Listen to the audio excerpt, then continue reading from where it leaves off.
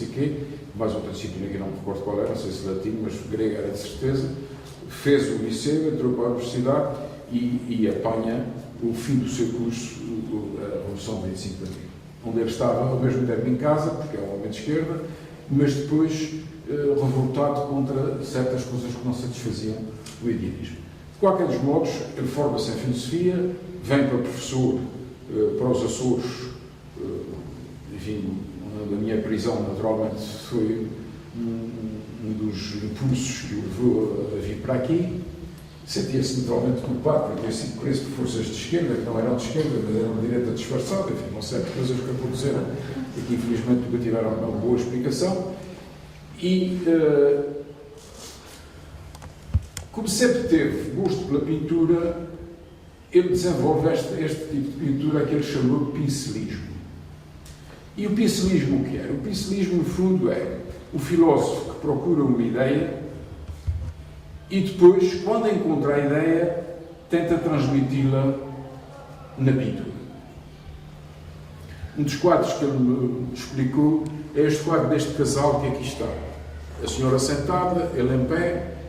Isto foi um retrato que ele viu numa saleta, que eu suponho que seja a saleta da minha tia Mariana, que era sogra do Gustavo Moura, e que gostava de ter na saleta, como toda a gente daquela época, a sua banquinha com as fotografias dos familiares.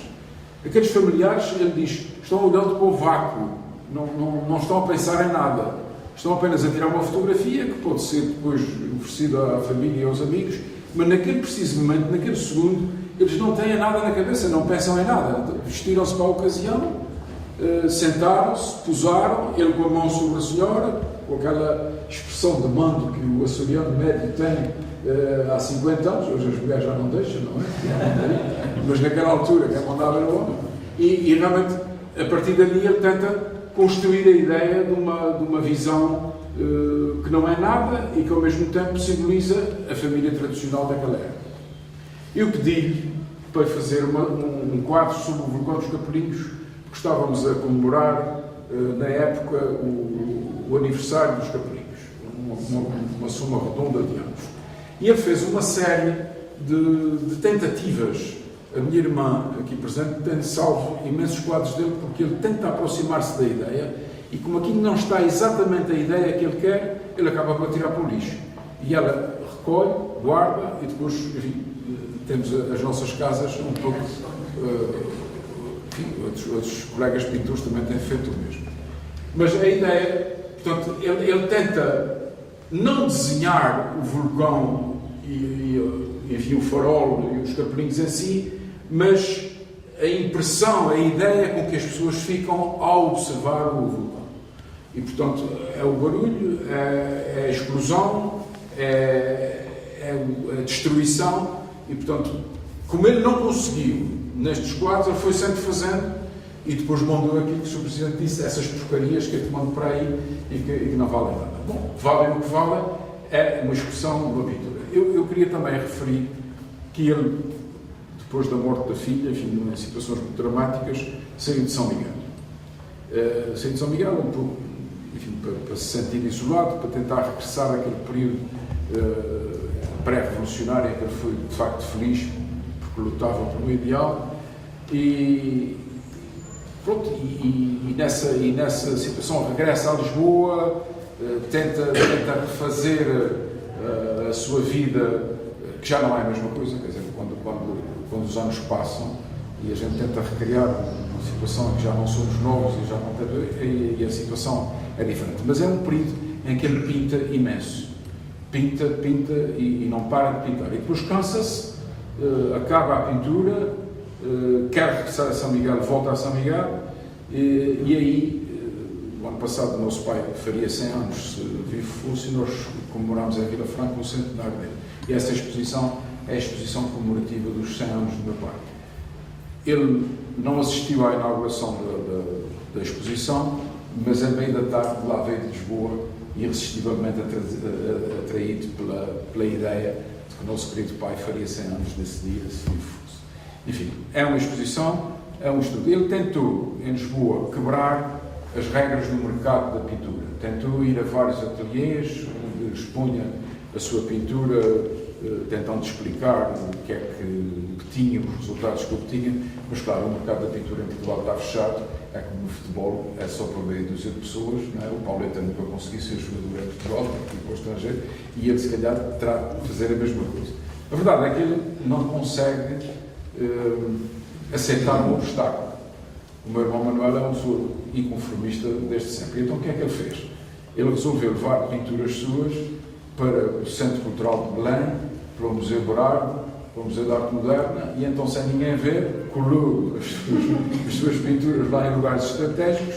Algumas delas tiveram 3 dias sem ninguém perceber a diferença entre a pintura dele e a pintura dos grandes artistas que lá estavam expostos. Isso deu até uma entrevista na revista Sábado, e tem sido badalada dos meios conhecidos, foi convidado para a televisão, mas é verso completamente em entrevistas. Daí que aparece que a pintura dele é uma pintura que vai marcar um período da pintura nos Açores, porque nos Açores pensa-se muito em pintura clássica, já muito pouco em pintura moderna. Borba Vieira é um académico que pintou, quem for à clínica de Bom Jesus vê o Bom Samaritano que ele pintou no mosaico, quem for à igreja da Ribeira Chã vê também a pintura de Tomás Borba, que fica para a história dos Açores, e eu penso, modéstia à parte, enfim, sou suspeito no que digo, mas eu penso que a pintura do meu irmão constitui uma fase da pintura açoriana que não é propriamente produto da pintura de Tomás Borba nem do Francisco Alves Cabral, que é um pintor açoriano impressionista que surge ainda antes dos impressionistas portugueses do continente. Francisco Alves Cabral expõe em Paris em 1904 e a pintura dele está hoje completamente desconhecida, mas é um produto dessa escola da pintura modernista, que nós temos alguns quadros, principalmente a família, não é? A família de Francisco Alves Cabral, que era uma grande família em São Miguel, uma família com muita piada, porque o José Maria, que é hoje um homem doente, quando foi ao Brasil, ele é que me contou esta cena, entrou, enfim, na alfândega, na fronteira, depois de desembarcar do avião, e o guarda perguntou: o senhor é que se chama José Maria Alves Cabral? Sou, sim, senhor. Então, se o senhor vem ver a borrada que o seu avô fez aqui, essa família é uma família de gênios, os Alves Cabrais, ligados ao José Maria Raposo da Moral, o homem da autonomia de 1895, mas ele foi estudar para Paris, é um homem desconhecido, é um pintor desconhecido, mas que tem uma pintura que em 1904 já é este género. Quando este tipo de pintura não era aceito nos meios intelectuais, já ele pintava deste género, quer dizer, tentar captar a ideia e reduzi-la a uma forma que não é a forma clássica, mas é a forma da ideia, tal como eles a entendem.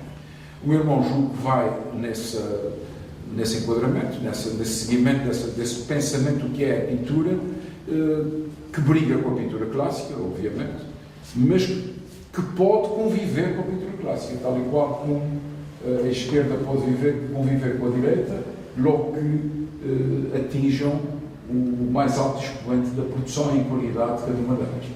Por isso eu agradeço, em nome da minha família, do meu irmão, a Vossa Excelência, a honra sorrida que nos dá de, no berço desta ilha, ser exposta à pintura dele. Muito obrigado.